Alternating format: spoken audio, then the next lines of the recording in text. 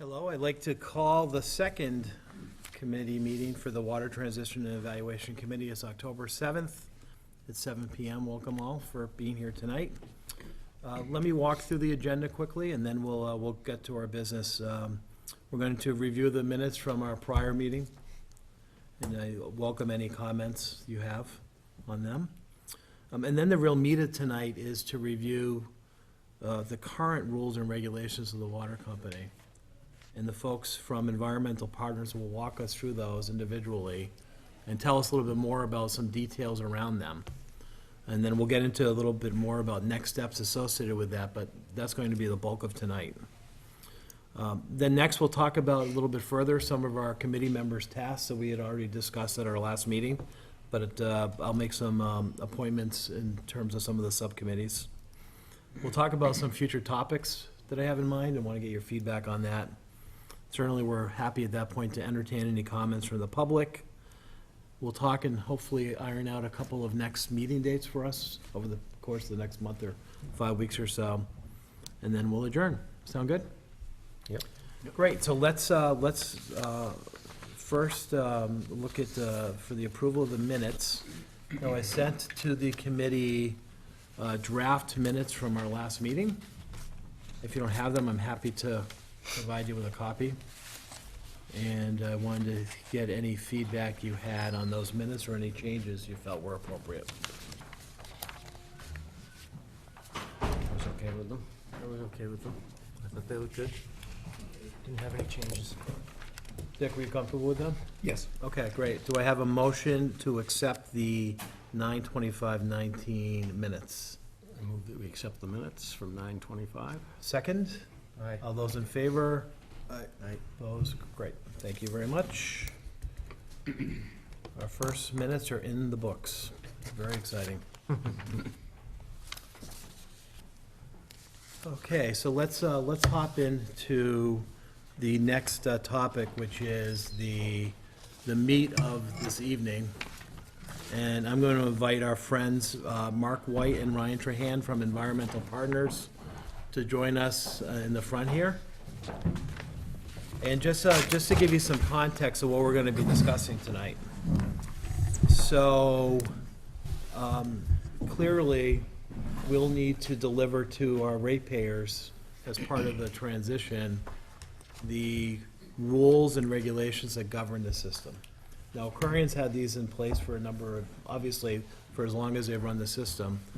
So we all felt it very important to review what's currently on the books and then potentially talk about potentially either changes, updates, modifications, or acceptance of those rules.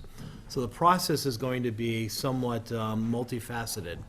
So tonight we're going to go through the existing rules, and then we're going to come back in about a month, and based on feedback from us at Environmental Partners here this evening, or some other feedback they'll collect through other means, they'll come back to us in about a month with some suggested modifications to the current rules and regulations. Once we've gone through that and once everyone is comfortable with how they're formed, it will then go in front of the water commissioners, who are the Board of Selectmen in Hingham presently, and ultimately they'll have to have a public hearing on those. So the public will certainly have many opportunities to chime in on the rules and regulations as they stand.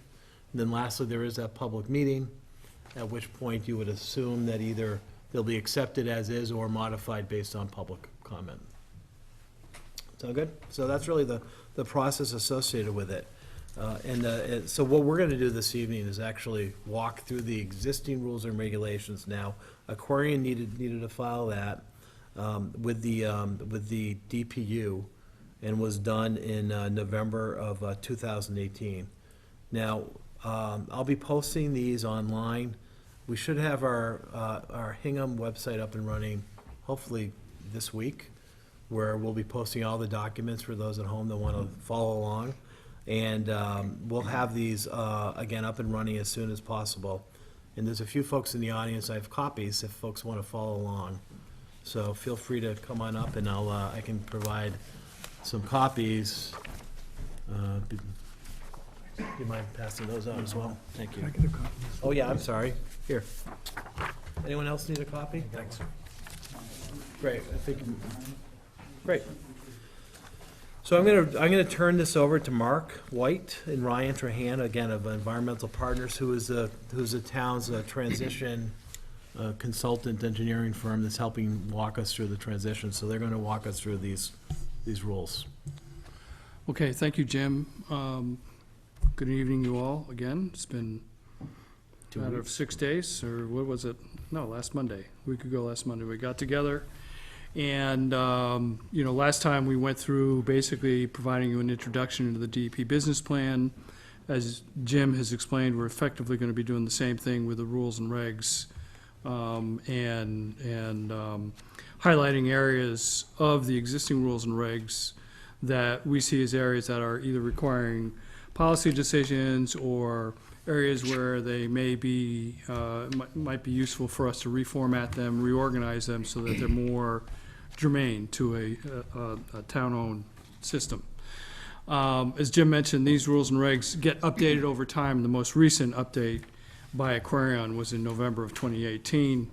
And if you had a chance to read these, you can see and probably sense that, they have been modified over time. And so they don't necessarily really flow very well.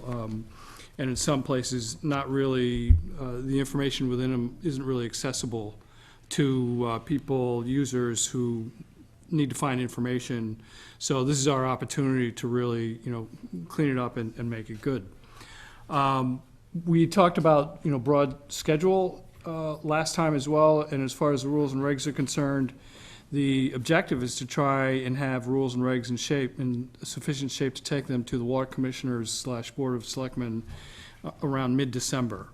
And then we hit the holiday season, of course, so we were targeting the public hearing in the second week, third week of January. So just so we have a sense of what the timeline is here.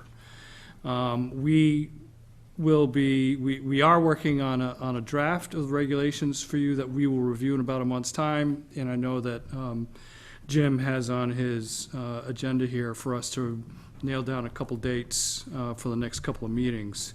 But it'll be in the first week of November timeframe that we would be looking to see a set of regs that we can consider together. Also, as Jim highlighted, there's going to be a lot of cooks in this kitchen.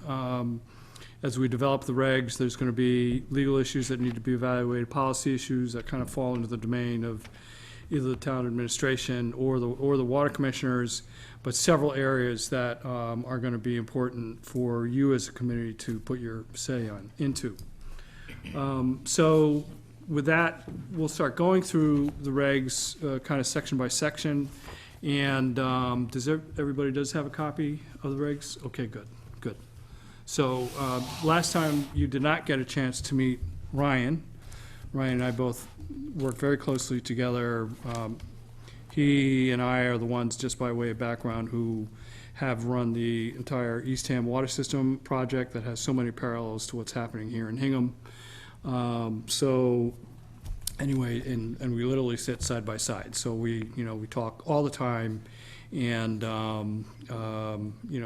with so many issues that we're dealing with here in Hingham, that's particularly useful in working with Mary and Tom and the rest. So I'll turn over to Ryan to lead that discussion on the regs. Sure, thank you. And it's a pleasure to be here. And again, thanks for allowing us to assist you. As Jim mentioned, the rules and regulations are vastly important for the water system in the town in general moving forward. Essentially, it establishes the governing regulations of the water system that your privatized operator and water superintendent will be going to every day on a daily basis. As you know, the water commissioners would be meeting more infrequently than that. So these rules and regulations really allow them to follow the rules throughout the day or weekly on a weekly basis. So we're going to just go through the existing regulations, point out some areas where we see some changes that will be forthcoming, and then please stop and just give us some feedback or ask questions as we go section by section. I'm not going to really go item by item, but I'm going to try to group these into some categories and try to explain to you why they're currently there, and if we'd be probably maintaining those regulations for this system, and what potential changes that we may be recommending. Okay. So generally, the rules and regulations follow a application process of how someone would apply for water.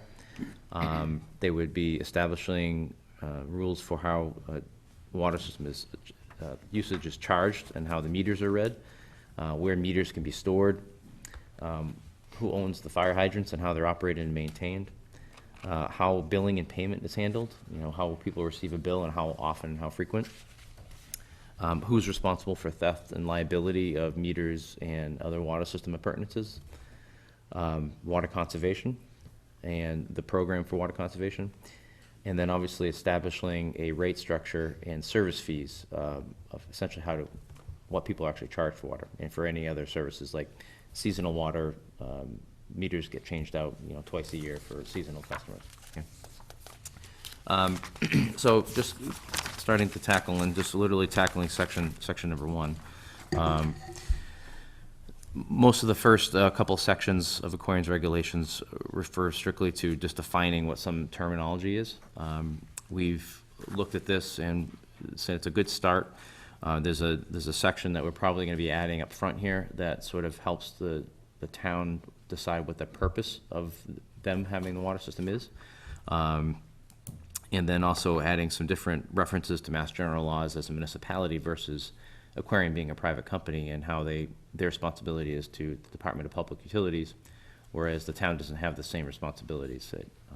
So we'll have some different references to like Mass General laws, Chapter 40, Section 39 through 39G. So we're going to be adding also some definitions throughout here as well in Section 2. And then the next section, and also adding in over here as well about having a privatized operator, which, as you know, Aquarian was running the system. So now we have to define up front what are the roles of the water superintendent going to be, what are the roles of the privatized operator going to be, and to some extent, how often or what do the water commissioners get involved with. Say the abatement process may come in as a good example for that. Okay, so we have to organize and structure what the responsibility of those parties are right up front of the rules and regulations. So then throughout the rules and regulations, they'll be referencing those titles and who would be responsible for making a decision on a daily basis for, say, shutting off water or approving a new water service application. Okay. Sections 3 and 4 really get into applications for water service. Sometimes there's a lot of these first couple pages have to deal with mostly what type of customer it is. Is it a multifamily? Is it a single-family home? Is it a commercial? Is it a building that has an existing water service, but yet it's a new customer? Is it a brand-new water service that's going to connect to the water mains in the street? So these sections kind of define who's responsible for installing and paying for the different methods necessary to get service for the water system. Ryan, can I just go back to the previous section, Section 2, if you don't mind? Yeah. And is it okay to ask questions? as we go Absolutely, through yeah, this? yeah. It helps me from starting to hear So, myself talk. I'm just wondering, you had mentioned there's a delineation between what the water commissioners are responsible for doing and what the third-party operators are responsible for doing, right? So we're going to kind of lay that out. Can I assume then that will be, effectively, that will mirror what we're asking for in the RFP? Yes, very similarly. Yeah. Okay. So it'll mirror that, but also in the RFP, there's some aspects in there that we say to refer to the rules and regulations. So as we begin to make some modifications to this and make it more clearly defined, a lot of this in the RFP, I think we had delineated responsibility. We have to make sure it's reflected in this section as well. Okay. So after the fact, a third-party operator won't come back and say, hey, listen, we don't do that. Right. Is that a chance of that happening, or you don't anticipate that occurring? Well, I think going through this process and through the RFP process, and as questions come in from the operators on clarification in the RFP, And I believe that the deadline will be sometime in November for the submission, so you'll have most of those questions ironed out by that time. Okay. So I think it gives us an opportunity to have that in this sort of going through the same process. Awesome, thank you. Okay. So as I mentioned, sections 3 and 4 talk about new service connections. And so far, we haven't really identified too many changes to those sections. One thing that comes up a lot is that right now Aquarian has what's called the water balance program, which if there's any potential use of water in excess of a certain amount of gallons, they have to offset that number of gallons of water through a formula and a spreadsheet that calculates how much money they'd have to pay into this fund to help offset the increase in volume. So the town has to make essentially the policy decision if they're going to be maintaining that water balance program and how it would be organized. And Aquarian had originally had that as a separate document from the rules and regulations, and it would be our intent to try to put it here and make it much more clear within the rules and regulations of what it is, what's the function, and how does someone go about applying that. That's not referenced in this document anywhere.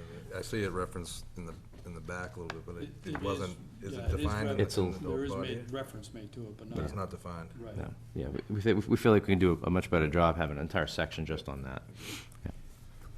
Is the issue of three-bedroom homes an issue As far as as taking far as more a water? requirement that the limit for residential services, 3 bedrooms, and whether that is a practical problem in the Hingham of today?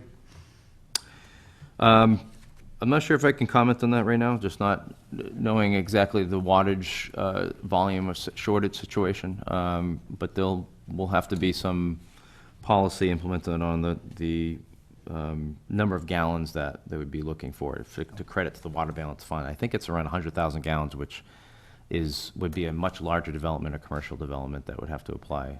So, I don't know whether Aquarian is providing any sort of historical information as to whether these are issues or not. To the extent that we could get some record where there have been issues with regard to all of the regs, it might be very helpful to look at that. okay. Then we have, they discuss customer service pipes, looking at the existing street service connection, and they sort of define who owns what portions of the service. So this is section 5. So essentially notifying the customer that they're responsible for any leaks on the downstream side of the curb stop, which is the valve right at the edge of the property or around the property line. Section 6 talks about special applications, and this might be for, say, temporary service that someone may need it for construction purposes. So that's Excuse just- me for going back, but one other question I had in 4, this 4E and 4G, with regard to the typical installation having a curb box.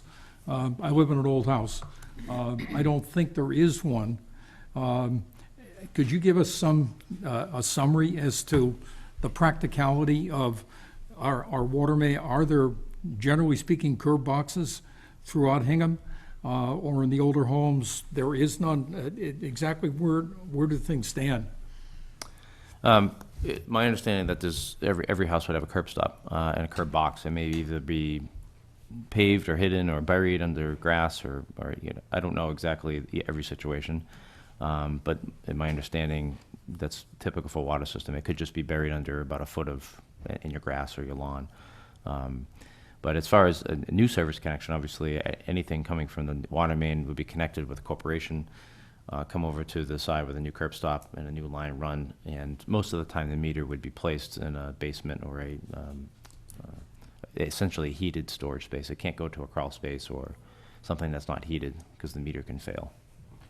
But would it be a policy decision if you have, with respect to the inventory of older homes that have internal meters, has it been Aquarian's policy to basically continue, when you have a meter replacement, to allow it to be internal, or are they going to a step where you're requiring external? I think as long as it's been functioning internally, it's probably fine. Essentially, if it's in your basement, it's generally fine. It's just a matter of if there's no basement and it's just a crawl space, which could be like in a seasonal cottage or something. That's what it would be required to be put into a meter pit. I know in the last few years, Aquarian had been updating meters with wireless meter reading, right? Yes. Okay. Yeah. They've been making more progress on that. I think there's less and less of the old touchpad. Okay. Using it. Ryan, so on number 5, we talk about the street service connection.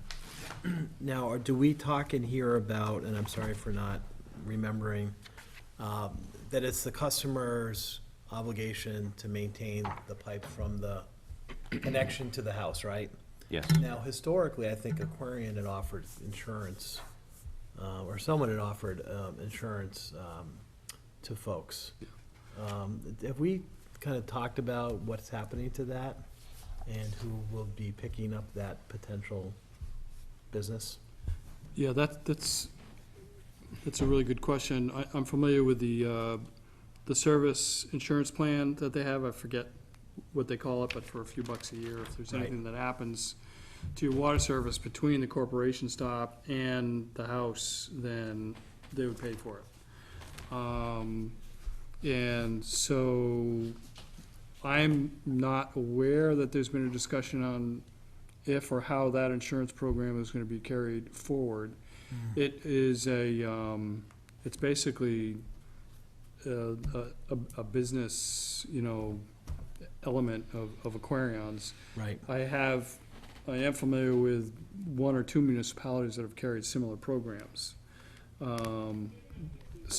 But that's gonna be an important discussion to have, and what the policy would be with that. It is an interesting question of people who've been buying the insurance, well, what happens now with the new town ownership? Right. Is that exactly. insurance discontinued, or what? Right, and I would imagine there's a kind of a profitability factor to that insurance as well. Yeah, well, it is another revenue stream to Aquarian that would then come into the town, so, yeah, Right. you're raising a great point. In terms of corporation stops, yeah, I'm virtually certain there are corporation stops at every single property. There has to be a way that the town can isolate the town system from a homeowner's, lines and plumbing. And you'll see references in here to the requirements for meter pits. And that is a policy decision as well for the town to take up, there's some circumstances where meter pits are just automatically required depending on the diameter of the service going in or some other factors.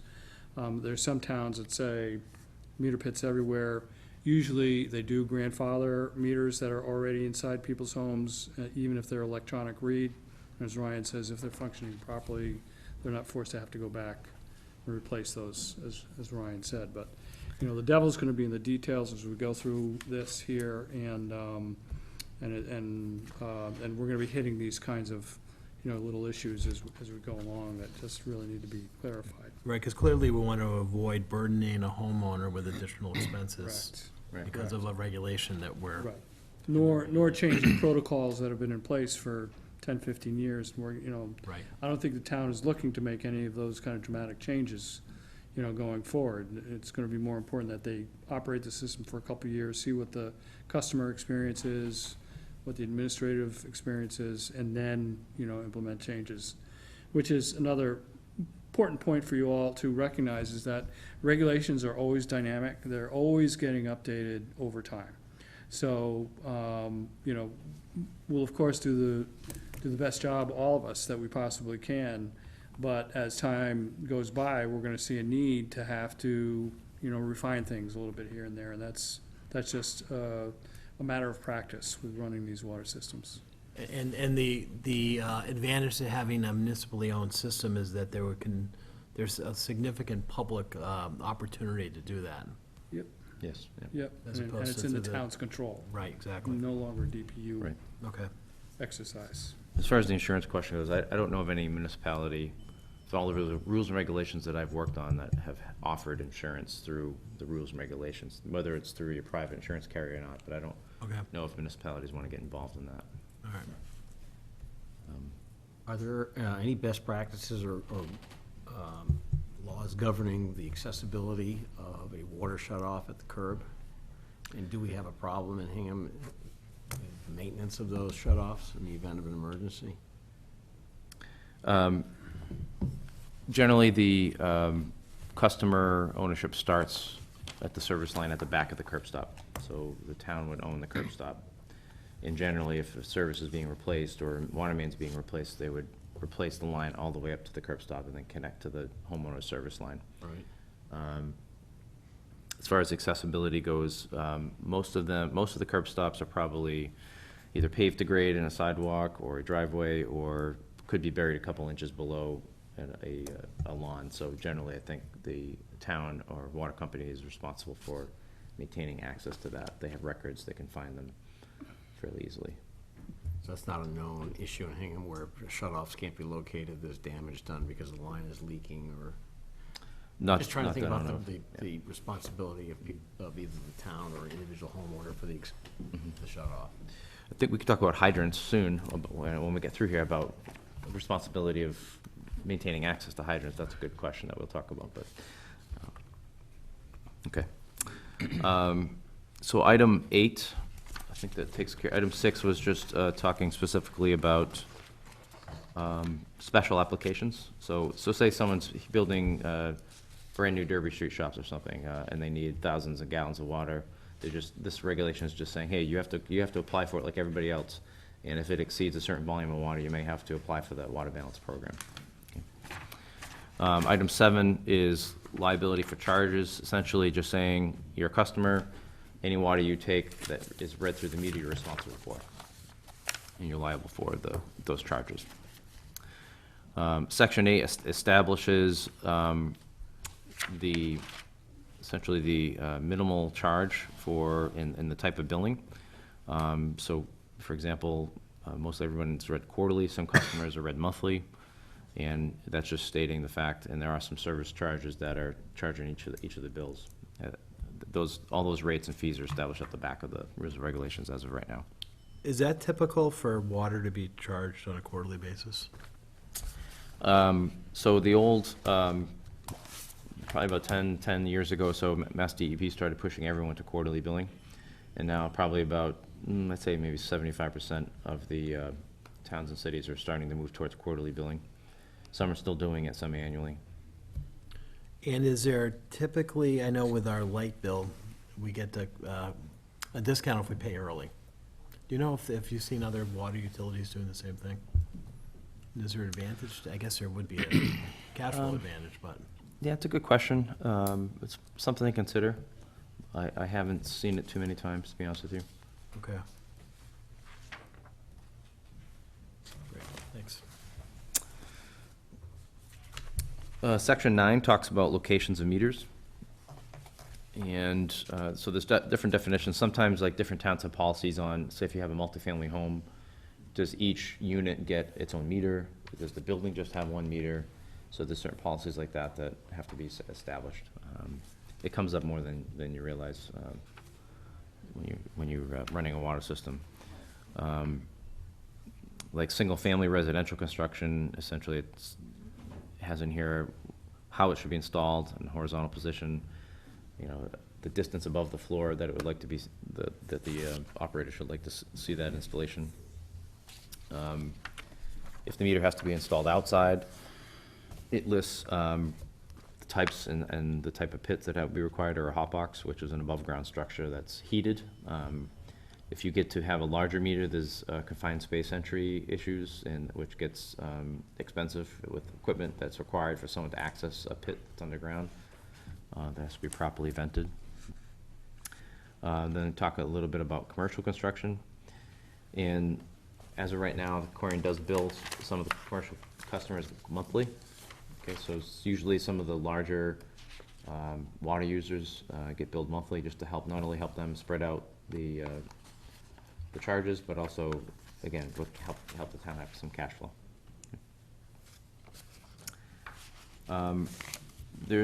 One of these sections in here, it's called service reuse. It's number E, letter E.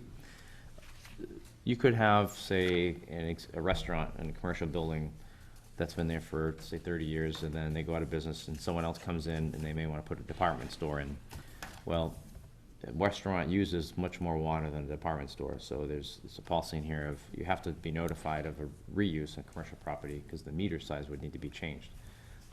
If you put a meter that's too big in for a small water usage, that meter is never going to see any of those low flows that are coming into that customer. So it's always best to size the water meter for every application, especially in the commercial side when people are going to be using more water, so you can properly measure all the water flow that's going through there.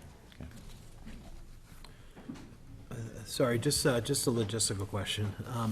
Today, with Aquarion being the owner, I fill out an application for this. Where do I bring it? Do I bring it to their facility on Main Street? Do we know? I believe you do. I haven't honestly gone through that process. Yeah. But that's one of the things we have to tackle in here about is the operator responsible, the water superintendent? Right. Is the office, where are they gonna apply for the application, process it? Right, do we have it here, because it's around everything else they would be applying for? Yeah, there's some considerations. Right. If you look in section G, which is 9G, that essentially says any service over 100 feet in length, meter pit is required. So that's even if you're a residential house and you have say a 250-foot driveway back to your house, that's saying that anything over 100 feet, you're gonna have to put a meter pit down near your property line and go in. So, which means that in Aquarion's case, and this is a regulation we have used it for other towns and cities, is with a long service length on your side of your property, that having the meter near the meter pit, essentially all that water that passes through that is going to be, you're going to get charged for. So the liability is less on the town because you're not responsible for the 250 feet of service line, that anything that may leak. Yeah. As of right now, say if your service line to your house is, if there's a leak in your front lawn, there's no way you're going to know about it unless it's bubbling up to the ground or finding it, because it's not going through your meter as of right now, so you're not getting charged for that. Okay? So that, in that sense, because of the long service line, would account, and all that water would pass through the meter. Okay. And 100 feet's the right distance to, We've used 150 feet in other towns. 100 feet is, within acceptable range. So I guess the thought there would be, you have to just decide, how much regulations are you gonna keep so that people are used to them, or how much are you willing to, you wanna change? And I guess if you want something to change, you'd have to have some good reasoning. Yeah. to change it. So section 10 talks about plumbing. Excuse me, Yep. on 9, I got ahead of myself before.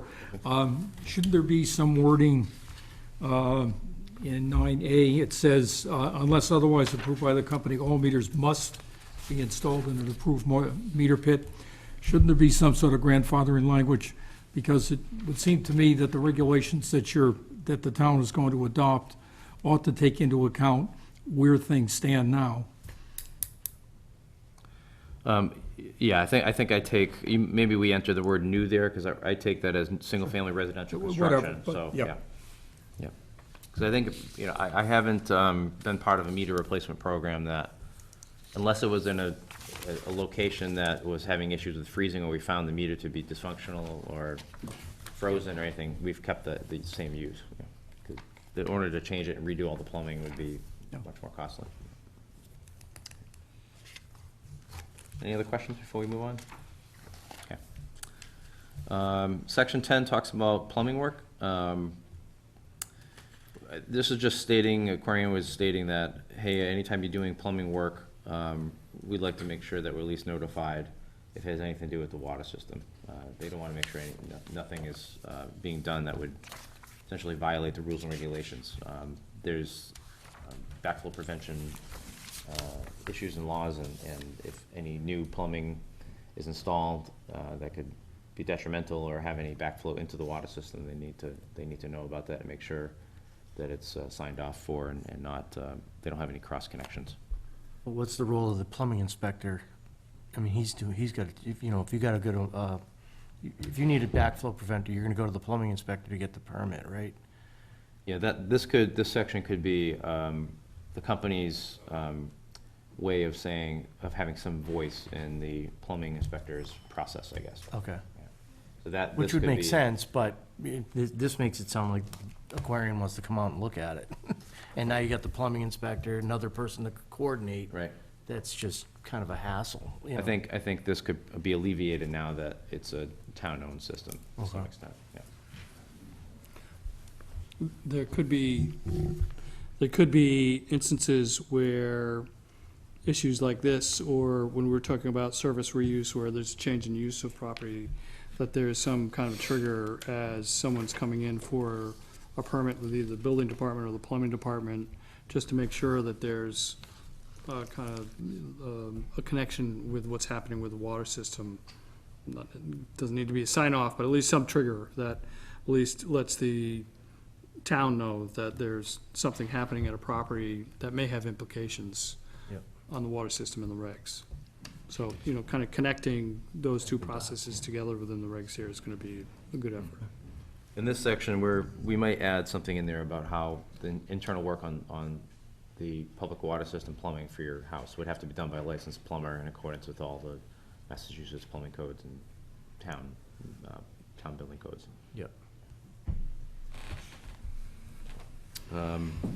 Similarly, I just mentioned cross connections, but that's the next section, section 11.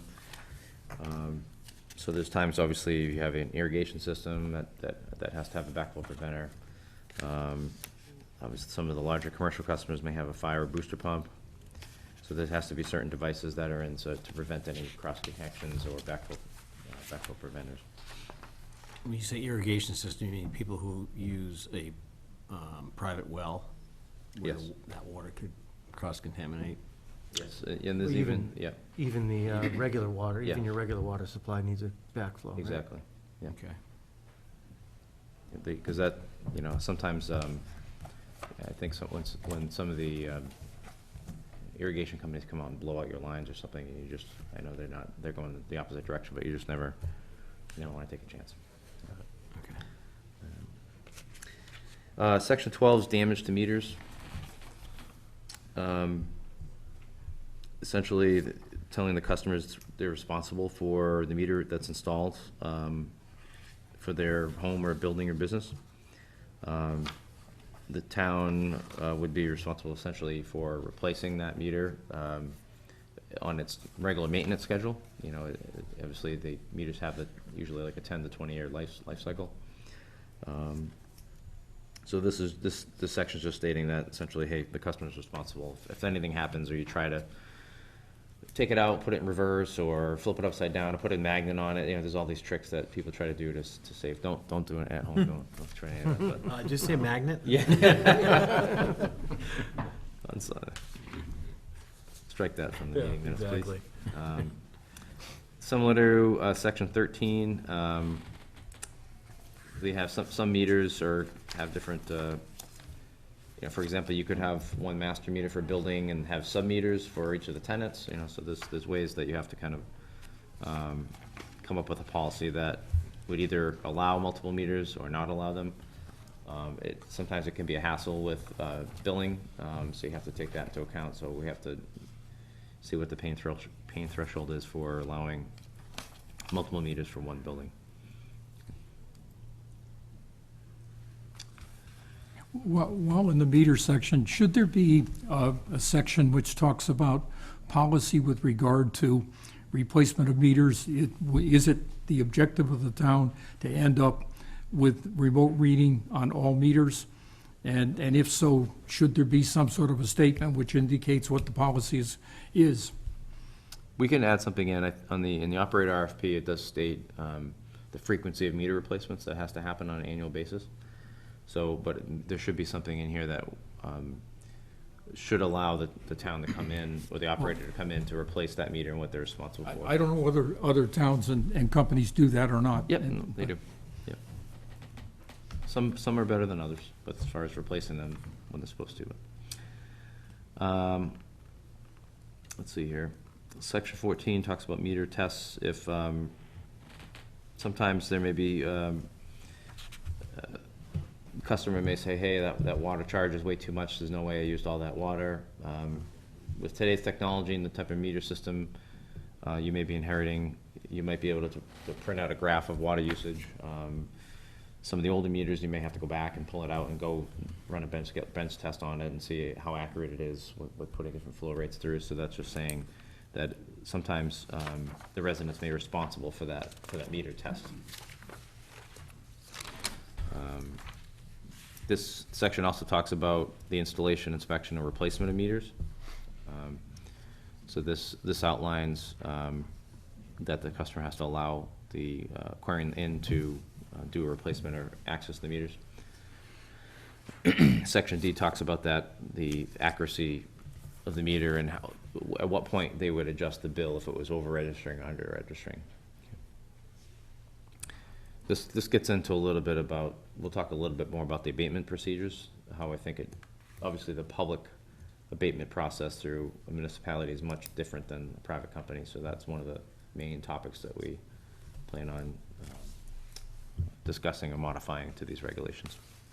So if I recall, and I may be wrong, because I'm not on sewer, but the sewer is charged by water volume, I think is part of the way they're, and so I understand that folks will get a second meter for irrigation only, or is that addressed anywhere in here, the ability for a resident to receive or get a second meter?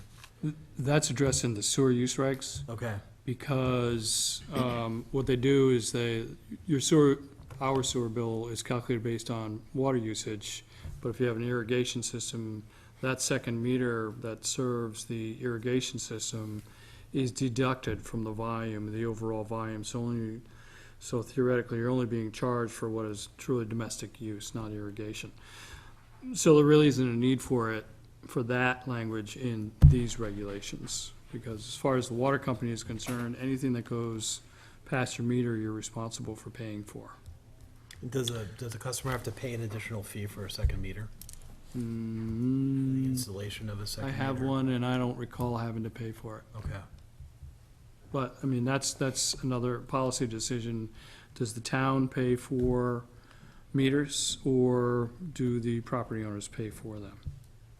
And it's been done in different ways, but generally, and I think these rates talk about that it's the responsibility of the property owner to pay for the meters. Okay. Is that through the sewer commission regulations or through? These regulations here have provisions for property owners paying for, in our miscellaneous fees, we'll see them, charges for meters. And they get expensive when they're over an inch, when they go up to 2 inches, 6 inches, you're talking, thousands of dollars now for a meter, so it's significant. Okay, anything else on meters? The last several sections, you can see what we're talking about, how it's hard, it's a little hard to follow just in the topics of meters. Section 9 was about meters, then it goes into a couple of other things like cross connection, then goes back to meters. And it really would be good to just have a section that deals with meters. Right. And there's aspects of this that also describe what the responsibilities are of the homeowner versus, of the property owner versus the owner of the system. And so what we've done in other regs is we have sections that specifically address that item. As a property owner, so you'll see them, discussed here and there throughout the regs, but it would be much simpler if you had a single section that said, here's what the responsibilities are of the town, here's what the responsibilities are for the homeowner. Protecting a meter, all those kinds of things. So. Okay. So we get talk about fire hydrants. I think as of right now, mostly the towns own the hydrants. Yes. And it's not definitive yet. I guess we're still working with our working group with Mary and Jeff and Tom about a concept of ownership of hydrants as far as the towns, each town, or is Hingham going to take ownership of, say, the hydrants in Hull or Cohasset? So that's I think the policy decision that needs to be made. Because today is different, right? So Hingham purchases their own today out of our own budget. In the past, Aquarion has purchased the whole hydrants, is that right? Or supplied them? I think that the, As hydrants are being replaced, in Aquarian has been replacing them and assumes the ownership, right? In Hull. In Hull, I'm just sorry. Hull. Because, Yeah, yeah. because then they're charging the towns a fire protection charge each year annually, Right, which is pretty substantial. yes. Yeah, that was Yeah, okay. Yeah, so there's, you know, the point in time where if the town is taking ownership of the whole water system, you're gonna own the hydrants, you're essentially abolishing the fee that you pay yourself, I guess, but, Right. so that's, But it would probably be a good time to start thinking about what Hull should be, you know, if they're, how that's gonna play into it, right? Yeah, kind of level the field for all the communities, and, Right. you know, someone has to pay for them, so, whether it be the ratepayer or the town, is really the decision around and then that. whether or not the town, would Hingham still bill Hull and Cohasset for that fire protection charge? Right. Or, you know, so that's something that. Right. So I can't remember the dollar amount in Hingham, but I think it's $400,000 or $500,000. It's almost $400,000. 300, over 300. How much is it? 400,000. Yeah, I think it's in the back here. Yeah, it's a lot.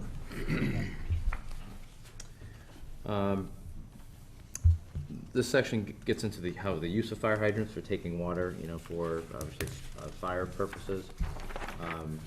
Then there's hydrants are used obviously for, in a higher use for construction purposes and street sweeping. All those uses have to be authorized.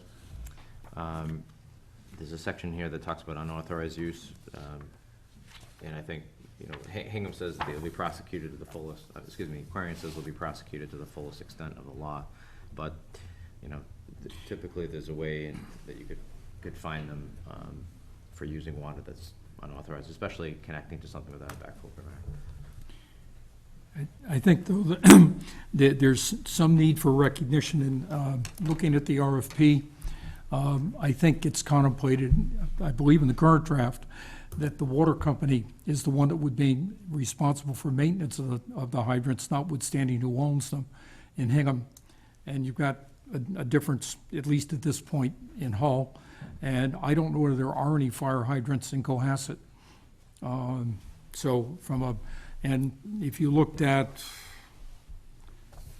paragraph B, where it talks about any expense or repairs caused by negligence of employees of the municipality, there just ought to be some wording, I think, that's consistent with, between the RFP and what's in the regs. We were potentially looking at a section that would say that no That was- person should obstruct a hydrant or put anything around a hydrant, and encourage people to clear debris or brush around it, clear snow in the winter, so that it would take the weight of that maintenance off of the town and off of the privatized operator. And I don't know from a cost-benefit perspective, if Hingham has traditionally been buying the fire hydrants, whether the rate that's in the current rate structure that's being charged to Hull, whether there is a financial advantage to go one way or the other way. Whether that's something people have looked at, it may not be worth it. I don't know how many dollars are involved. Right. Next section talks about private fire services and fire hydrants. So the customer, sometimes, usually fire services come most of the time after the fact.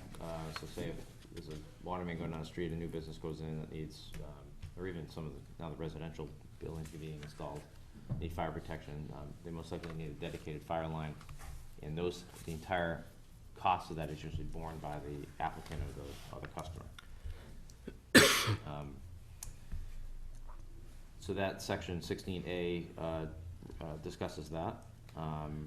16B just talks about that gate valves are required so that that service can be controlled. And sometimes it depends, policy decision would have to be made of whether or not fire services would be metered. There's some towns that do not meter fire services, and some towns that do, so. So that would mean that if a sprinkler system went off and there was a meter, they would be charged for the water you consumed by the sprinkler system. Correct. Whereas with hydrants, no matter how big the fire and how big the use, no charge. Right. But there's sometimes where, depending upon how the rate structure is, and if there's a fire protection charge, or sometimes you build into your water rates or system fees the cost of maintaining the system to provide fire. You get the feeling when you're charging someone, if they have a fire, you're just adding, fuel to the fire, no pun intended. Yeah. It's just- To charge someone for water for that is. Thanks, tough. here's your total loss, and here's $1,000 for the water Yeah. that didn't Right. save your That didn't total work. loss. Right. But if I'd been served by a hydrant, it wouldn't cost anything. Exactly. Yeah. Yeah, so that's a policy decision you have to think about. We had a town that decided not to meter fire services. Obviously, you have to, in some towns, have fire service connected off of one domestic line going into the building, as long as it's all appropriately sized. But we have to make sure all the backflow prevention devices are in place and installed and checked. So is there any way to gauge or measure how much is released from hydrants during any period?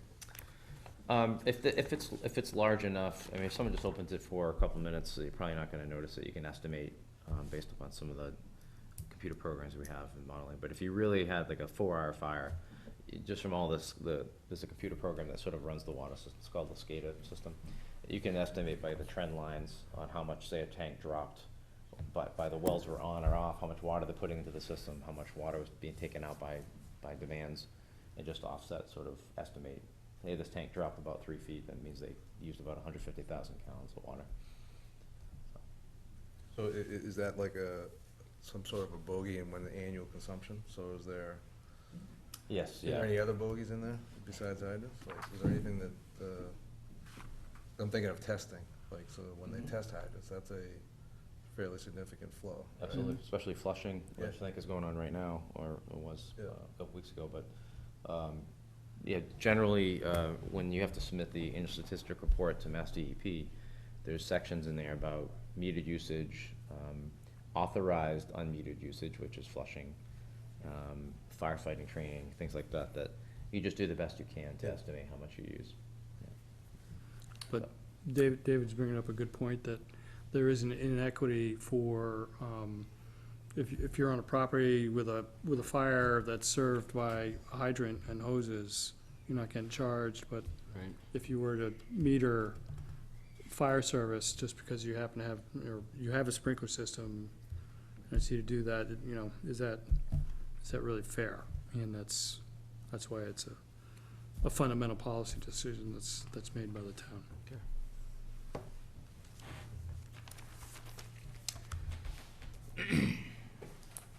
Okay, section 17 talks about essentially eliminating water service, or not, giving the authority for the Aquarian to shut off someone's water. Most of the time, that gets threatened is when someone's not paying their bill. In this case, 17A for 2, they also slipped in here that if anyone is not paying attention or being fined by the water use restrictions that are in place. There's obviously caveats to that, if there's someone that's 65 or older, and there's certain times of the year as well that you can't shut someone's water off, just due to, but some people use the water for heating. So this section sort of outlines the steps that they'd have to take to discontinue water use, or at least shut off someone's water, to either be able to collect a water bill or to do work.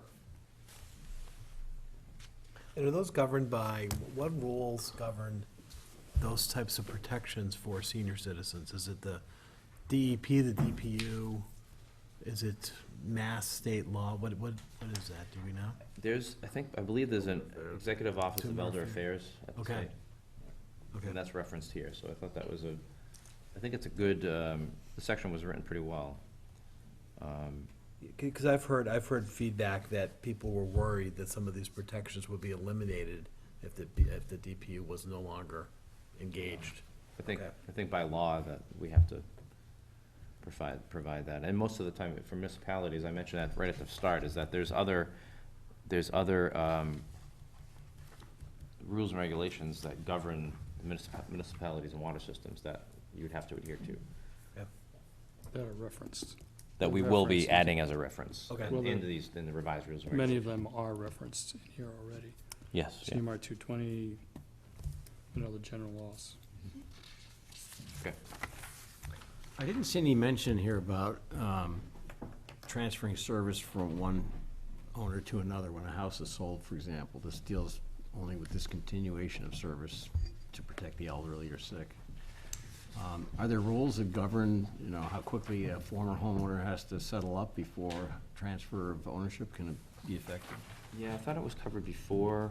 I might have just skipped over it. But if it's not, we can get into it. It's a pretty typical process of calling for a final meter read.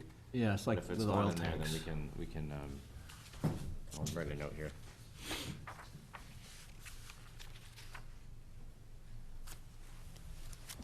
That's also a good time to settle up, any debt on water service. So, Right. the company didn't have the right to lien the property. The town now has the right, if this property is in town, to lien the property if there's any past due invoices. So you may not have to rely heavily on shutting someone's water off. If you, say, have the water charges, then if you have some interest built into payments past due, and you can, essentially that gets added back onto either the tax bill or whenever there's a transfer of ownership of a parcel, that has to get taken care of and cleaned up off the deed. So section 18 just talks about what would have to go through if, once water's been discontinued, how you're gonna renew your water service. Sometimes, if it's a case where the house is abandoned or empty for a long time, this just goes through the process of laying out those steps. In section 19, similarly, saying that you're probably gonna be responsible for charges associated with the town or Aquarian having to go back out to turn on the water.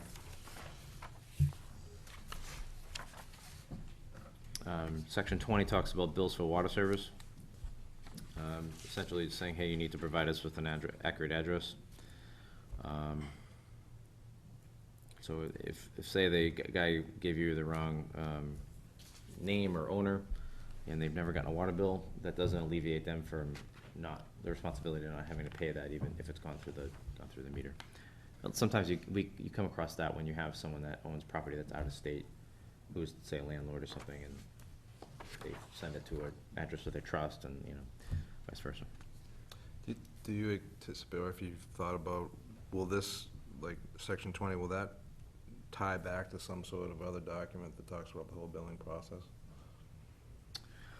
Well, it does tie in a little bit from the beginning of the rules and regs, where we talk about the meter reading process. And when, you may recall that the current RFP is asked for a couple quotes, one for including the billing part of it, and two, the town finding another avenue for billing.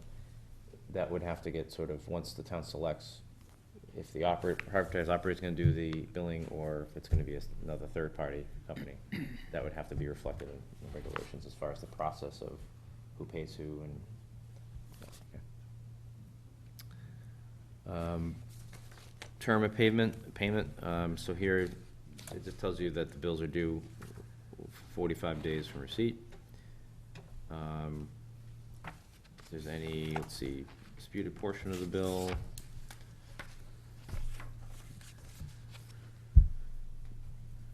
fire services are rendered quarterly, so it's just the terms of the payment process. This could change depending upon the structure that the town selects.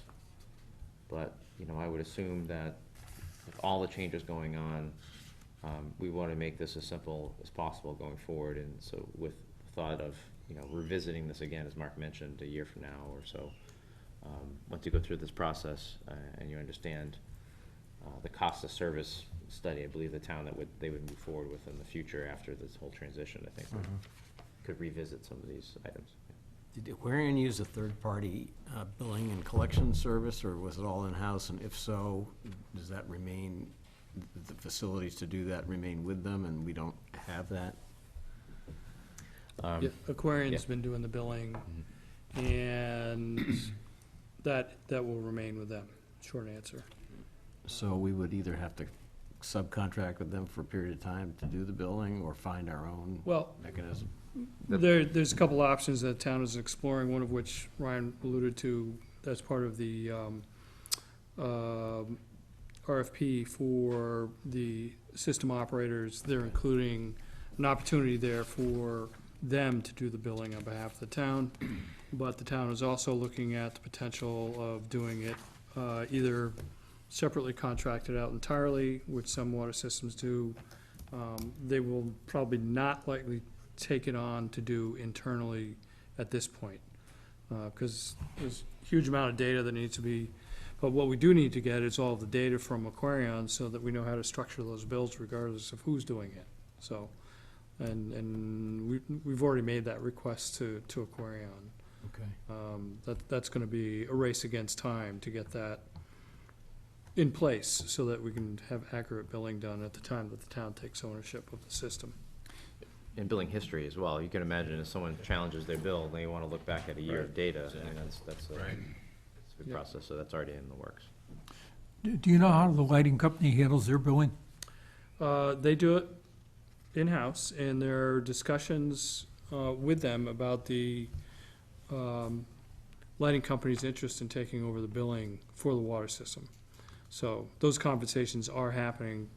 There are many aspects about it that make a lot of sense. Because they have, beginning with the fact that they have the software and they have the ability to manage the number of accounts that Hingham would need to put out. It would not be able to be done right away, though. It would need to be, again, a little bit after the time that the town assumes ownership, because there simply isn't enough time to get that whole system up and running in order for Hingham Light to be able to do it. At the same time, well, taking a look at the last Aquarian rate requirement and some of the breakdown costs, and also, I think it was one of the two O&M operators, they were throwing numbers of, I think it was $1 million around, close to that, Veolia. It seems like there's a lot of dollars potentially involved, and I'm not, and given the fact that it's contemplated to have a 5-year contract, you basically may be committing a lot of dollars over a longer period of time than may be appropriate. Similarly, there's no mention in the RFP as to a call-in center, which does exist, I think, with the lighting company. So that's probably not appropriate in terms of the regulations, but at least in my mind, that's an area that I think the town ought to be looking at. Yeah. And like we said, there's two different prices that are gonna be coming in, so they'll be able to see the difference of the billing included and make sure if it's fiscally responsible to commit to that. The call-in center is really important to have, particularly on the billing side. You know, a lot of the questions that come in are people who are asking questions about their bills. So some of these companies that do billings for towns include that as part of their service.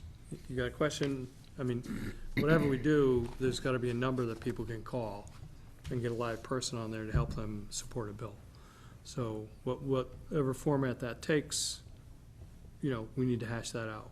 And would more than likely, well, I shouldn't say it, but it would make sense for it to reside with the system operator, but it may reside with in some cases, the people who do the billings that field all customer calls, and then, you know, divvies them out to whoever is best able to answer the questions. Or it could be press 1 for billing questions, press 2 for Could be. water questions. Yeah, yeah. You know, or Right. Brown water, who do you call? Mhm. kind of thing, right, so. Okay. Let's see, the abatement section was one that I mentioned that needs a lot of attention. As you know, going through the public process for an abatement is much different than with a private water company, so we're gonna be making modifications to section 22 to talk about that process, a proposed process for your review. Theft of service, section 23. Again, say if someone is found to take out their meter or not have a meter, it essentially allows them to come in and charge them to recoup any of those costs. that they may have incurred for that. Believe it or not, there has been times where people have thought that if they take their meter out, people wouldn't realize, but you can tell. The next couple of sections, section 24 gets into a little bit about how typically, obviously, as you know, you've probably seen in the past that water systems fluctuate as far as the upperability, meaning pumps are turning on and off, treatment plants are operating, tanks are cycling up and down. Pressures in town can generally swing to different varying degrees. Most of the time, they're not enough where most people wouldn't notice a difference. But there's sometimes that things do happen, a large fire, flushing, things where there's a high demand on the system, pressures drop. So this section kind of covers Aquarian here, that they're saying that there's the company didn't guarantee sufficient or uniform pressure. Because generally, sometimes, like if there's a water main break, I'm not sure if you've been a part of that or not, and seen your water pressure drop off or get dirty water. That's essentially this regulation's covering them for that. Okay. A lot of towns have the same policy in there, because as you know, you can't plan for emergencies. You can do the best you can to plan for it, but that at least covers them. So we probably would keep maintaining that. Section 25. Right now, the existing aquariums and town sources are all registered, so you do not have a permitted supply. So what that means is that there was, I'll make it kind of simple, that back in the 80s, Mass DEP started making supplies permitted. So any supply, I think it was like after 1983, they gave you a permit, which gave them more control over how you operate a well. Before 1983 or so, it was, they're called registered supplies. So they don't have as much authority over you for essentially controlling the use of the well. So because all your supplies are registered, you're not mandated to do a water conservation program right now. Some towns, or in Aquarian's case, I think they were having issues in the past meeting peak demands in the summer. So, or just wanted to encourage water conservation in general. So that's why they enacted this section here. I think it's a great step to have in place, and the water commissioners would be voting, essentially need this in here to be able to vote in a water conservation restriction program in place each year, if that's what they so choose. So we're going to go through this section a little more thoroughly, compare it versus what DEP is recommending for this area, because sometimes they recommend different programs depending upon how much unaccounted for water you have, how high is your residential per capita per gallon use in town. They recommend different steps of water conservation in response to those different levels. So we'll compare that and come back with something a little more detailed for that. Any questions on water conservation? So similarly to section 24, this is interruptions of water supply. These are should be almost the same section as before when we talked about pressure and continuity of supply. Right, just going back, I'm sorry, I apologize, on the drought restrictions, and would it be the third-party operator's responsibility to help identify people violating the restrictions? Yes. So the town would basically interface with them about that? Yes, and let me confirm, I'll go back to the RFP and confirm that too, just to make sure. But Okay. generally, they act as sort of the police of the water conservation restriction, and go out and either tell people there's even I think here a tiered violation, Right. warnings or fines that are associated with each violation. Okay.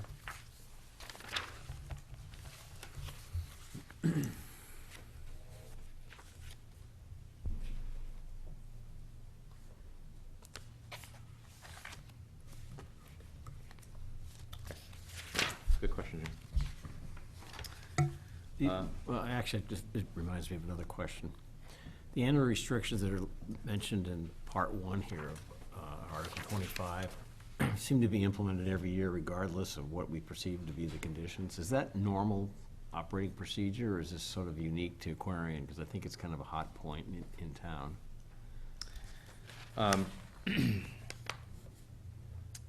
Most towns are required, now that they're going through the new permitting process with DEP, they're required to have a water conservation program that's similar to this. In Aquarion's case, I'd have to look back and see exactly, if they were having issues meeting demands in the summer, this would be a very logical step to help control those demands. So it would be a smart program to have in place in case those demands exceed what your availability to pump and treat and supply water to the town during the summer. So it makes absolute sense to have these listed here. That apply to well water as well? No, because it's not part of the water system. Private wells? Yeah, wasn't there, isn't there some, weren't houses with wells under the same restrictions with the water ban? I don't think that they were. No? If they're on a private well, they're But on isn't their that drawing own. from the same water source? I'm sorry? Aren't the wells drawing from the same Yeah. source? Yeah, they are. But they may not be a customer of the company, so they may not have authority to govern, you know, someone's private well, which, yeah, Mass DEP is trying to get some towns to essentially put some handcuffs on people that have private wells, mostly for irrigation purposes as well. You know, they want to have bylaws in place that somehow restrict it or have people adhere to the same water use restrictions as, say, water system customers were, but a lot of towns are pushing back on that.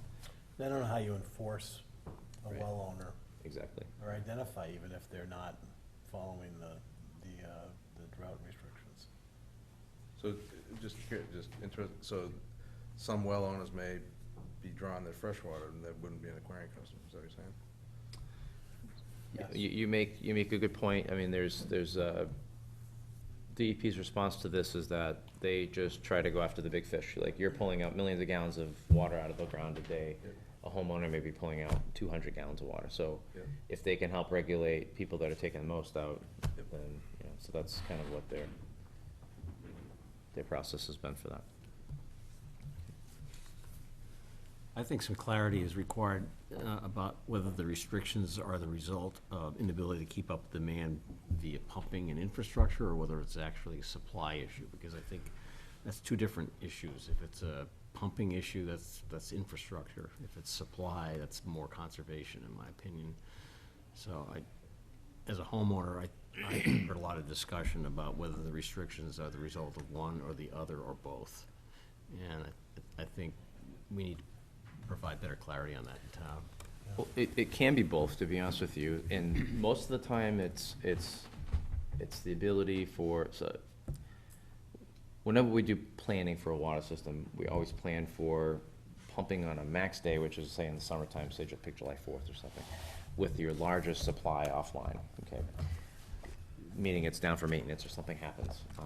If the town can't properly meet those demands with the current supplies they have in that planning scenario, that's when you have to do these, or have these regulations or restrictions in place to help you, just in case, because it could be an infrastructure issue where you have a large water main break, or the treatment plant's down, one filter train is down. It could be a supply issue if one well's offline, or the capacity has dropped off because the groundwater levels are in a drought condition, so you can't pump the well as hard as you can if you had more water, say, in the spring. So it can be a multitude of things. I believe the town is dedicated to updating and performing, having us help perform a full-scale capital plan and study of the water system and study of the treatment plant sometime next year when things settle down a little bit.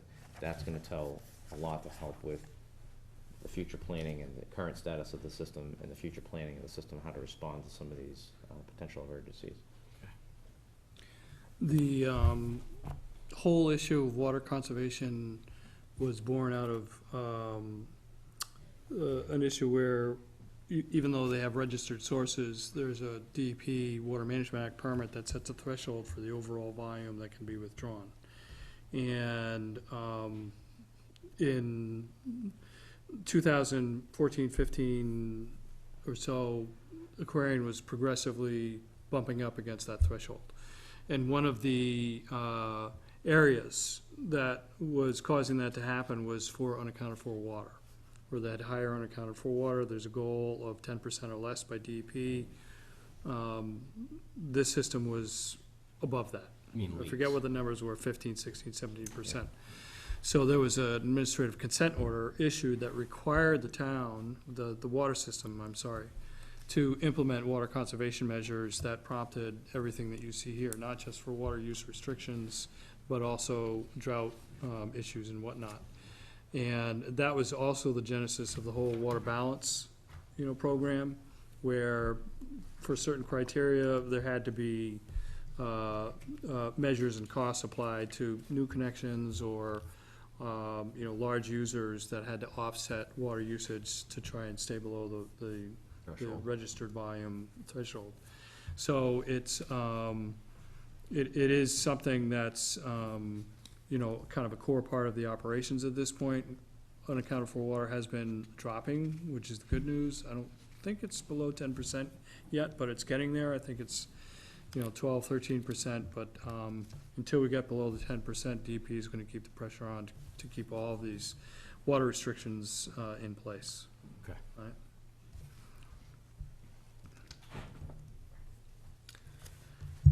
Okay, so I think the next couple of sections talk mostly about interruptions of water supply that kind of tied into that section 24, which we talked about previously about providing the right pressure. Section 27, I guess, limits sort of the liability. They don't guarantee anything that may happen from those interruptions or fluctuation of pressure or flow. And then the general section here just kind of ties some loose ends.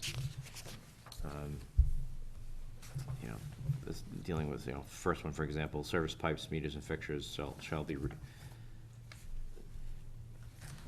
they should be accessible to the company during reasonable hours. I think they're saying, yeah, that we can accommodate maybe coming at dinner time to, if you're home after work, but, they're not gonna come 3 o'clock in the morning, or so to come in and look at something. So these general things tying in for the rest of the sections. Section 29, this one is mostly talking about how the DPU would have to approve, but now we can sort of strike that here. In this, rules and regulations will have to just spell out the process, that the public hearing process, and how the water, it has to go before the water commissioners for public comment and then for acceptance, and that the town does have the right to revise the rules and regulations with proper notice. Okay. So the rest of this has lots of just fees and charges, which we're not gonna get into tonight. All I can say is that I believe that we've also been meeting with a financial consultant, and there is some talk of potentially leaving the fees as is during the transition, and then doing a cost of service study soon after, and identifying at that time whether or not the fees should be modified or changed to the town's perspective. Under town ownership, will the DPU still have a right to comment and approve it on financial matters, on these rates? No. This is not subject to DPU. It's mostly governed by the Board of Water Commissioners. So the town has local authority to set its own rates without applying to the state of Massachusetts for Yes. approval? So with a redraft and recognizing its town ownership, then there'll be some sort of a disclaimatory statement that the establishment of billing practices shall be subject to approval at the town. Right, and it usually follows the same process, public hearing. I mean, if the Board of Commissioners, is going to follow the appropriate channels, they should advertise it and have people come through and comment if they'd like to. But usually we like to put, similar to what Aquarian did, is put the fees at the end of the rules and regulations, almost as like an attachment A or attachment B, because they can get modified without needing the entire public hearing process. The rules and regulations do the modifications. Because there are some towns that automatically each year have automatic 3% increase or 2% increase on their rates. and it doesn't have to go for vote, it's just, and every year they just slip in the new fee schedule and rate structure into the back of the rules and regulations and keep it that way, so it gives you some flexibility. And assuming that the water commissioners have already approved or determined that they were maintaining the rates as Aquarian had charged, then these would all remain the same effectively, is that Potentially, yes. essentially, Yeah. okay? I believe that's still getting worked on, and we have another meeting on Thursday morning to talk through that process. Is there any process for like dispute resolution on any of this? That's the abatement section, that if someone has a question on their bill, that's what we want to go through and modify. What about some of these other definitions, if, you get rules and regs, right, so, I'm just curious, historically, how Aquarian would have handled any legal actions, like some suits, or any limits to customers coming after, litigation, or?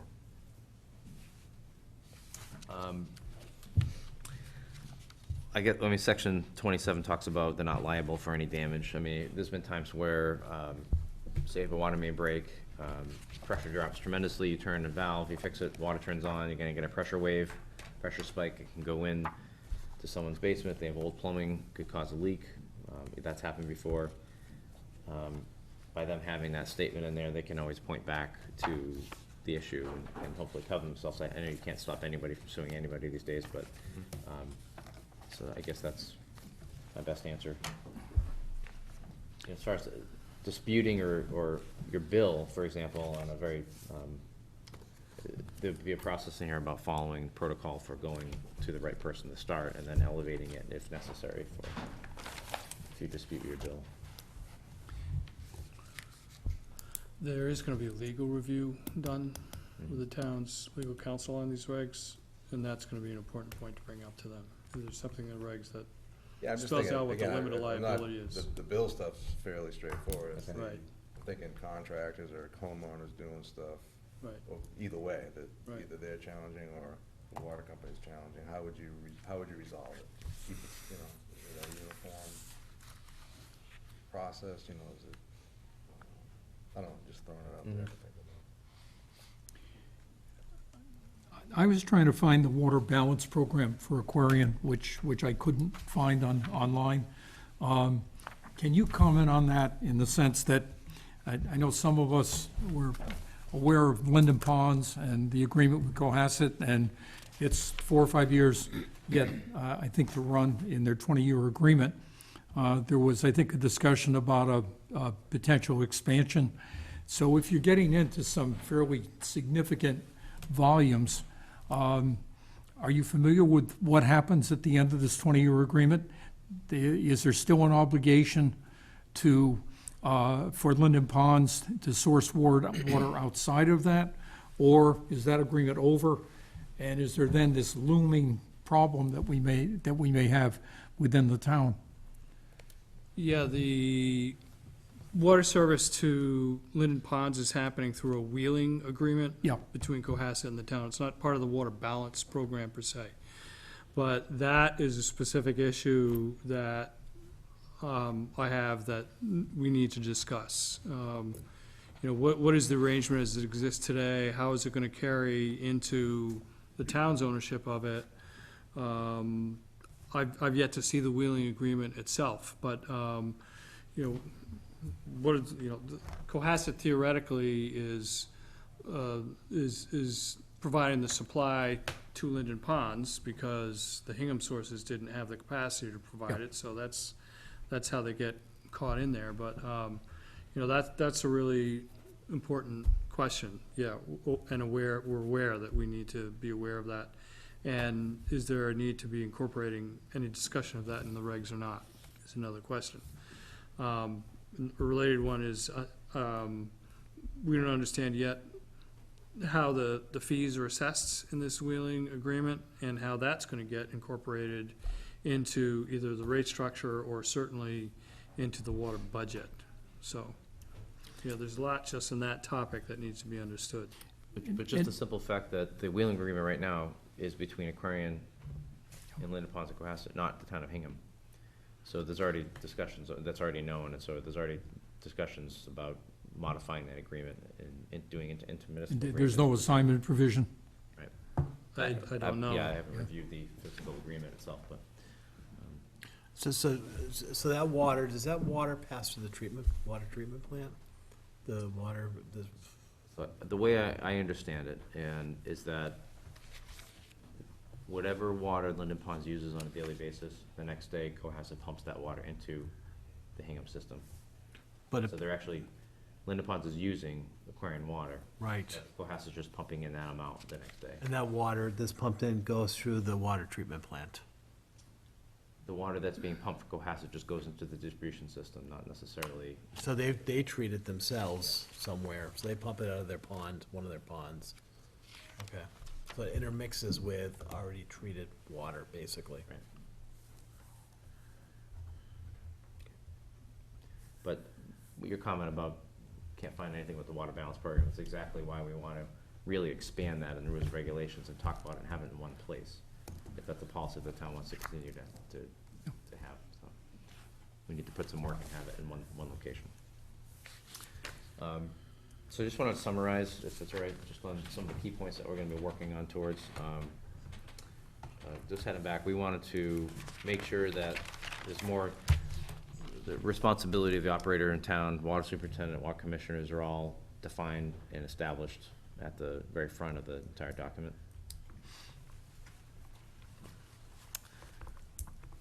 I see some people are writing down, so I'll slow down a little bit. Confirm that the town would like to adopt and continue the water balance program. And if so, then we'll need to expand our discussion on this within the regulations and talk about the program and confirm the formulas and how they would go about that process. One thing we did not see in the rules and regulations is standard specifications for, say, a new service line goes in, a new water main, what type of material are they gonna use? Is it plastic, is it iron, is it, things along those lines. Hydrant ownership, just wanna make sure that it's clear and consistent with, the responsibilities laid out in the RFP for the operator. And also, I believe, Jeff Nutting, who's working as the consultant and helping out Tom and Mary, has already had discussions with some of the fire chiefs and other town managers on on other towns here about how that process would go. Will the town require fire services to be metered? And we talked about that a little bit, about charging people for water after a fire. The abatement process. Will the water commissioners hear every single abatement request? Will they just hear something if it's over a certain dollar amount for an adjustment? So there's things that should be established for that. Water use restrictions. I'm assuming we want to maintain those, but we will come back to you next at the meeting next scheduled for talking about the rules and regulations on whether or not we think they're should be strengthened, weakened, or just kept almost the same. And then finally, just the financial rates and fees, that whether or not they're gonna stay the same, will they be adjusted? So we'll have, I think, as we talk more with the financial consultant and more talking with Mary and Tom Mayo, we'll have a better understanding at what the approach to that would be. So we also wrote down some comments throughout, which we'll bring back from your comments as we went through this, but so we appreciate your feedback. The question for the format, so when we come back to you, we're gonna have tons of edits to these regulations, assuming that we would give them to you ahead of time so you can digest them before we come to the meeting. And you don't have to tell me now, but maybe through Jim, let us know what format you'd like to have those modifications in. We could provide you with a Word document that has track changes, or I guess an Excel sheet that lists where the changes are in the RFP, or provide you a final document that has highlighted changes, modifications. So just let us know the format you'd like to take, and we can go from there. Okay. But my inclination is a Word document with highlighted changes, or with edits, so we can see exactly what was replaced and what was inserted. Okay. And then a final document, so have like two. Yes. One showing edits and one showing final, I think would be helpful. Is there a way to for us. hook up to, say, PowerPoint, or, not PowerPoint, but overhead? So maybe next time we could even try to see if we can put something up. Yeah, we can do Follow that. it together, and then Yep. I can, show you on the computer what got modified, what changed, and, Perfect. That's great. okay. Do you anticipate reorganizing the structure of this, like you mentioned earlier? We didn't want to change, I think adding some sections, and we think we generally want to keep this format about the same. We may strengthen some areas, take some things out, but generally, don't try to upset the apple cart too much. And then ultimately, once it's approved, once it's heard, once the water commissioner sign off on it, it will be posted somewhere for the public to have easy access to it, right? Is there an annual requirement of delivering a version to ratepayers or to customers or not? Just No, needs to be made it's- available? Yes, yeah, usually it would be on the water department webpage. Okay, There's contractors, customers that, especially if you're a new customer and applying for water or looking to do an expansion or something, or an abatement process, you go in, you can find them online. And Okay. usually they would have latest revised date on them, so they know when they get replaced or modified, what's the latest version. And if a change is required 2, 3 years down the road, does that have to be posted and approved for public review? Yeah, yeah, it's a generally good idea to look at regulations annually. But yes, absolutely, you have to follow the same exact process every time, even if you want to, with bylaws and bylaw changes in town, you have to follow the same process, even if there's striking a word within a sentence, you have to go through the whole public hearing process. great, okay, good.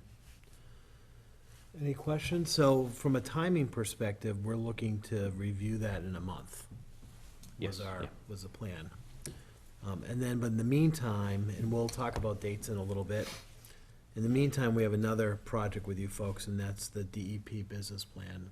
And if you don't mind just describing again the importance of that plan? Well, what the business plan does is, it's fundamentally a submittal that demonstrates to DEP that the town has the organization and the administration, the financial capability of running the water system. So last time we walked through all those different categories of topics within the business plan. Right. Yep. Right, so it's a critical component to It the is. transition. Yep. Yep. So, you're proposing that in about 2 weeks, you'll be in a position to share a draft with us. And similarly, we'll walk through the draft and be able to provide some comment or feedback. Yeah, it would be a progress draft, because I'm sure there's gonna be aspects of it that we don't have the information on, and that probably pertains mostly to the financial components of the business plan. Okay. And part of the plan as well is that it requires the operator who's gonna run the system, the licensing, so it's gonna be sort of a revolving document until those things are finalized a little later this year. But- Okay. Great. Sound good? So we're going to basically come up with some dates, and I'm hesitant to do it now in public, because I don't want to air my dirty laundry about what I'm doing personally. So maybe what I'll do is I will propose some dates to the committee. I've heard already some folks are traveling over the next couple of weeks, so I'll try to work around that, or have commitments on certain nights of the week.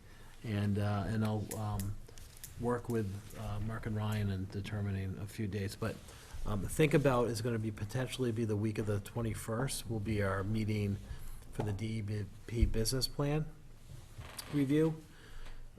Potentially leak into that following week. We'll see when the people's availabilities are. And then for the rates and regs review, we're looking at the week of November 11th. So if you don't mind, I'll just circle back with you too on some potential dates, and we'll firm that up hopefully this week. Okay, great. And then we'll publicize it, and we'll most likely be meeting here. Any more questions for these folks? No. Awesome, all right, great, hey, thanks so much. Thank you. That was really helpful, thank you. So we just have a couple of more items to talk about tonight. So I wanted to follow up on the discussion we had at our last meeting about some assignments relative to assisting on a couple of major efforts, one of which is the RFP review, helping Tom Mayo and team evaluate the responses from the RFP. And then secondly, the water superintendent hire committee, again, once again, assisting Tom in the analysis. So you, all four raised your hands on various projects. So, and I've had discussions with both Tom and Mary, and we think would be really helpful actually to have two people on the RFP review committee. So Joe and Dick would love for you to serve on that capacity. Sure. And what I will do is I will circle back and just confirm with Tom that you're our selections and copy you on that, and then he'll certainly reach out to you on next steps. I know as part of the RFP, there's a tour of the facility coming up in a few weeks, and that may be something you want to participate in, but we'll circle back to you on that. Then secondly, David, I'd love for you to serve as the liaison for the committee to the water superintendent. Yep. Hire. And again, I'll notify Tom of that, and you folks can connect separately on that. I'm not sure when that's going to kick off. And I know they're still working on the definition and some of the personnel-related aspects to it. But I know that they want to post that sooner than later, so they do realize there may be a lag time between the identification of the right person and their hire, so. Okay. We'll get you involved in that. And then secondly, this kind of leads us to another topic that I think is really important, that I've had some feedback on publicly as well as privately from some folks. We talked about it a little bit, and that's, another effort I think that the committee should really be involved in, that's surrounding the communication of this. I think that the town is, we're in a position where it's really important for us to communicate what we're doing to the public, so there's no questions. I think, perception is reality on this. And the perception needs to be the reality, which is, the town is managing this process quite well. But we don't want to leave unanswered questions out there in the public. We want folks to know that that the process is going along smoothly, that there is a plan in place, that the right people are in place, and also give them an opportunity of where to go with questions and issues. So to that extent, I'm asking Scott, actually, and myself will be focusing on some of those items. And we'll be meeting with Tom and Mary separately to determine how we go about best doing that. It may certainly be actually bringing in some professional help with formulating kind of a short-term communication strategy around that. And we'll be back to the committee with some more details on that as it evolves and grows. But expect that to be one of the topics we're going to be covering in the next month or two at one of the meetings, getting into more depth on that. Sound good? So, next steps and dates will be, I'll come back to you with a couple of proposed times. I think Mondays and Wednesdays seem to work. Dick, you said Thursdays are a problem? I forget. So Monday and Wednesdays probably is what I'll be focusing on for those few weeks. I'll come to you. So we'll get those ironed out. I hope to have the website up and running, the town website up and running, and working with the folks here. Hopefully by end of the week, we'll have all the required documents out. Will our committee be referenced in that list of committees under governance, right? Exactly. It's not currently, and that's what we're working on. Okay. So I'm about 90% there. We're almost done on getting that up. So folks know who to contact and can access documents that we've discussed here publicly. So with that, are there any comments from the public on any items we discussed or items not on the agenda? Great. Any other questions from the committee? Nope. Okay, well, thanks for your time. I'd be more than happy to accept a motion to adjourn. Make a motion to adjourn. Second? Second.